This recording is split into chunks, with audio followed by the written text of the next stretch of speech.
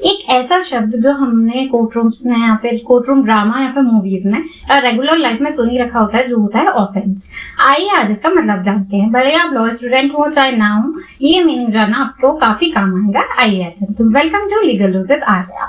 तो अगर हम देखें तो ऑफेंस का अगर हिंदी मतलब हम सीधे सीधे देखें तो वो होता है अपराध, पर वहीं अगर हम इसकी डेफिनेशन देखें तो मतलब ये कि ऐसा एक्ट करना जो इलीगल है या फिर लॉ के द्वारा फॉरबिडन है। फॉर एग्जाम्पल हमारे देश में एक कोई भी क्राइम जो होता है वो इसी बेस पे बनता है कि आपने ऐसा काम करा है जो कि लॉ के द्वारा फॉरबिडन है। फॉर एग्जाम्पल अगर मैं कहूँ कि चोरी करना, तो चोरी करना क्या है कि आप किसी के घर में जा रहे हैं और उसका सामान बिना पूछे चुरा के भाग लिए, तो ये क्या होता है, एक ऑफेंस होती है। आइए इसकी कैटेगरीज भी जानते हैं। तो हम सभी कॉमन लोगों को इंडिया के रेगुलेट करती हैं 3 एक्ट्स या फिर हम कह सकते हैं 3 लॉज, जिनके द्वारा जो भी क्रिमिनल एक्टिविटीज होती है उन्हें ये रेगुलेट करते हैं। तो सबसे पहले हम देखते हैं आईपीसी, जो कि है इंडियन पीनल कोड। उसमें बताता है कोड ऑफ क्रिमिनल प्रोसीजर, जिसे हम सीआरपीसी कहते हैं। और देन आता है इंडियन एविडेंस एक्ट।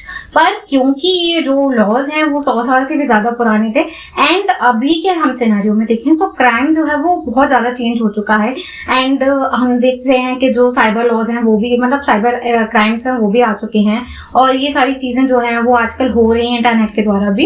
तो जो हम देखते हैं कि जो पुराने एक्ट्स थे आईपीसी वगैरह, इनमें और आज के क्राइम में जमीन आसमान का अंतर आ गया। इसी कारण से 2023 में आए नए 3 लॉज, जो कि हैं आईपीसी की जगह अगर हम देखें तो है भारतीय न्याय संहिता। उसके बाद अगर हम देखें कोड ऑफ क्रिमिनल प्रोसीजर को देखें तो उसकी जगह आया भारतीय नागरिक सुरक्षा संहिता। और वहीं अगर हम इंडियन एविडेंस एक्ट की तरफ देखें तो उसकी जगह आया भारतीय साक्ष्य अधिनियम। तो ये 3 जो है इन्होंने पुराने लॉज को रिप्लेस करा है, और ये काफी न्यू है। इनका जो कंसेप्ट है वो भी न्यू है, और जो हमारे अभी के हिसाब के जो क्राइम्स हो रहे हैं ये उनसे डील करते हैं। आइए अब इनके बारे में हम थोड़ा सा डिस्क्रिप्शन भी जानते हैं। अगर हम आईपीसी को देखें या बीएनएस को देखें तो वो डील करते हैं कि क्या क्या जो है वो क्राइम होंगे और क्या उनकी पनिशमेंट्स होंगी। वहीं अगर हम बीएनएसएस को देखें या फिर सीआरपीसी को देखें तो वो बताती है कि क्या प्रोसीजर रहेगा, ट्रायल किस हिसाब से चलेगा, उसका जो प्रोसीजर पूरा रहेगा वो क्या रहेगा।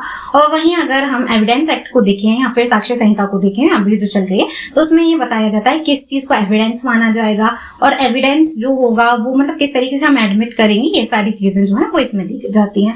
और बर्डन ऑफ प्रूफ जो है वो किस पे रहेगा, ये सारी चीजें जो है इससे ये डील करता है। अब हम जानते हैं टाइप ऑफ ऑफेंसेस के बारे में। अगर मैं सिंपल भाषा में कहूँ, ये कहीं पर भी मेंशन्ड नहीं है, ये बात आप याद रखिएगा, ये मैं आपकी कन्वीनियंस के लिए बता रही हूँ। और हम लॉ स्टूडेंट ज्यादा कंफ्यूज हो जाते हैं, तो कन्वीनियंस मोस्ट इंपॉर्टेंट होता है। तो कन्वीनियंस के हिसाब से अगर हम देखें तो 2 तरीके के ऑफेंस हम बता सकते हैं। पहला होता है सीरियस ऑफेंस और दूसरा होता है नॉन सीरियस या फिर कम सीरियस ऑफेंस। ये याद रखिएगा, ये किसी भी बुक में मेंशन नहीं है, ये किसी भी तरीके का अगर मैं कहूँ कि मेंशन्ड क्राइम नहीं है, ऑफेंस नहीं है, ये मेरी कैटेगरी है जो मैं आपको सिंप्लीफाई करने के लिए बता रही हूँ।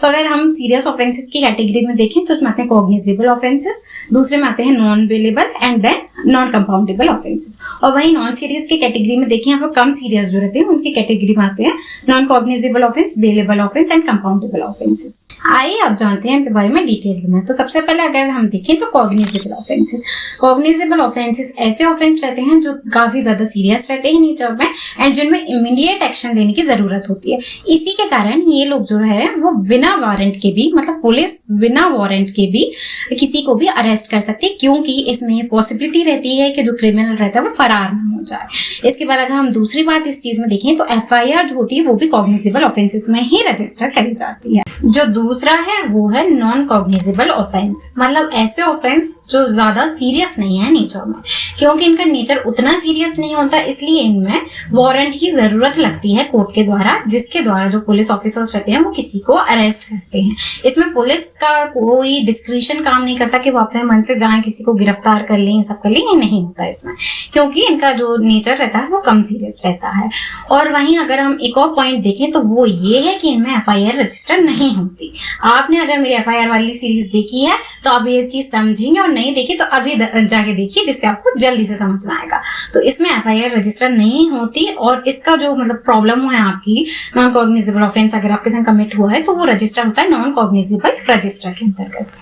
अब हम आते हैं सेकंड कैटेगरी में, जो है bailable offence and non bailable offence. तो अगर हम फर्स्ट देखें तो वो होगा बेलेबल ऑफेंस। बेलेबल ऑफेंस एक ऐसा ऑफेंस होता है जिसमें आपको बेल मिलना आपका एक राइट तरीके का रहता है, और इसमें आपको बेल जो है वो पुलिस ऑफिसर्स भी दे सकते हैं, कोर्ट भी दे सकता है, क्योंकि आपने जो क्राइम किया होता है, जो ऑफेंस रहता है आपका, वो लेस सीरियस नेचर का रहता है। जनरली 3 साल से कम का आपको जो सजा है वो मिली होती है, इसलिए आपको बेल इजीली मिल जाती है। वहीं अगर हम नॉन बेलेबल ऑफेंस देखें तो वो ऐसे ऑफेंस रहते हैं जिनका नेचर काफी सीरियस रहता है, तो इसमें आपका जो बेल लेना होता है वो एक राइट नहीं होता, ये प्रॉपरली कोर्ट का डिस्क्रिशन होता है कि कोर्ट चाहे तो आपको बेल दे सकता है और ना चाहे तो नहीं भी दे सकता। अब जो ये बेल देना है या नहीं देना ये चेक होता है कई सारे बेसिस का, उनमें से कुछ हैं कि आपका जो क्राइम आपने किया था, ऑफेंस जो करा था, वो किस नेचर का था, कितना ग्रेव था, ये सब चीजें जो है वो देखी जाती हैं। एंड नेक्स्ट कैटेगरी जो है वो है कंपाउंडेबल एंड नॉन कंपाउंडेबल की। तो अगर हम सबसे पहले कंपाउंडेबल देखें तो कंपाउंडेबल जो ऑफेंसेस रहते हैं वो एक इस तरीके के ऑफेंसेस रहते हैं जिसमें बीच में अगर आप 2 पार्टीज हैं जिनके बीच में आपस में लड़ाई झगड़े हुए हैं, या फिर एक पार्टी जो है वो उसको प्रॉब्लम हुई थी और दूसरी पार्टी ने उसको प्रॉब्लम कर दी थी, राइट, तो वो दोनों आपस में क्या है कि मतलब मध्यस्थता टाइप की कर ली या फिर आपस में सेटलमेंट कर ली, जिसमें 2 कंडीशंस हो सकती हैं, या तो वो जो मध्यस्थता कर रहे हैं, सेटलमेंट कर रहे हैं, वो कोर्ट के गाइडेंसेस के हिसाब से कर रहे हैं, कोर्ट के अंडर में कर रहे हैं, या फिर वो आपस में बिना कोर्ट के परमिशन के कर रहे हैं। और वहीं अगर हम इसी की बात कर रहे हैं अभी, जो कंपाउंडेबल रहते हैं तो वो क्या रहते हैं, लेस सीरियस नेचर के रहते हैं। और वहीं अगर हम नॉन कंपाउंडेबल की बात करें तो उनका जो नेचर रहता है वो काफी ज्यादा सीरियस हो जाता है, ग्रेव हो जाता है नेचर में, जिसके कारण सेटलमेंट की जो गुंजाइश है वो नहीं होती दोनों पार्टीज के बीच में। तो मुझे लगता है आपको अभी ऑफेंसेस का जो मैटर था पूरा क्लियर हो गया होगा, और अब मैं नेक्स्ट वीडियो किस चीज पे बनाऊं ये मेरे को कमेंट सेक्शन में आप बताइएगा। वीडियो अच्छी लगी हो तो लाइक कीजिए, शेयर कीजिए, एंड मुझे